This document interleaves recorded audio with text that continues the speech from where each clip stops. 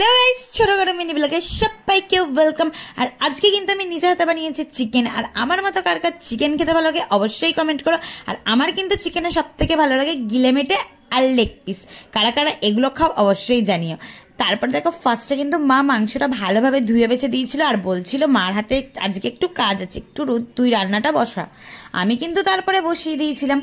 ভাজটাই কিন্তু পেঁয়াজটাকে একদম ভালোভাবে ভেজে নিয়েছিলাম। দেখো এইভাবে ভালোভাবে ভাজতে হবে। পুরো ভাজা কিন্তু হয়ে গেছে। তারপরে কিন্তু আমি মাংসটা দিয়েছিলাম। যেহেতু আমি সবসময় রান্না করি না, আমার কিন্তু খুব অসুবিধা হচ্ছিল, কারণ এতটা ভারী ছিল, মানে এতটা মাংস ছিল, আমার কিন্তু কোন দিন আড়াতে অসুবিধা হচ্ছিল।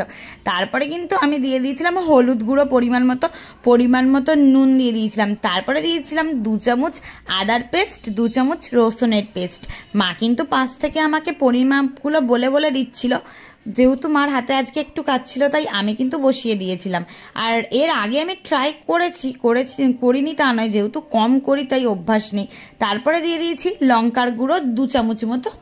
তোমরা কিন্তু ঝাল নিজেদের পরিমাণ অনুযায়ী দিও। তারপরে দেখো ভালোভাবে কিন্তু আমার চিকেনটা একদম কষানো হয়ে গেছে, তেল ছেড়ে দিয়েছে। এই সময় কিন্তু দারুণ একটা সেন্ট ওঠে। তারপরে কিন্তু দিয়েছিলাম 1 চামচ ভর্তি করে জিরে ধনের গুঁড়ো। জিরে ধনের গুঁড়োটা দেওয়ার পর ভালোভাবে কিন্তু আমি মাংসটাকে একদম কষিয়ে নিয়ে দিয়ে দিয়েছিলাম চিনিটা দেওয়ার পর কিন্তু অল্প পরিমাণ আমি জল দিয়ে দিয়েছিলাম। তারপরে কিন্তু লাস্টে দিয়েছিলাম টমেটো। তারপরে দেখো মাংসটা আমাদের পুরো রেডি হয়ে গেছে। তারপরে কিন্তু আমি মাংস নিয়ে খেতেও বসে গেছি। আর আমার কিন্তু এই গিলেমেটিগুলো কিন্তু আমি বেছে বেছে নিয়ে নিয়েছিলাম, আমার কারণ গিলেমেটে খেতে কিন্তু দারুণ লাগে, আমি আগেও বলেছি। তো আমি খেতে থাকি আর তোমরা বলো আমার রান্নাটা আজকে তোমাদের কেমন লাগলো।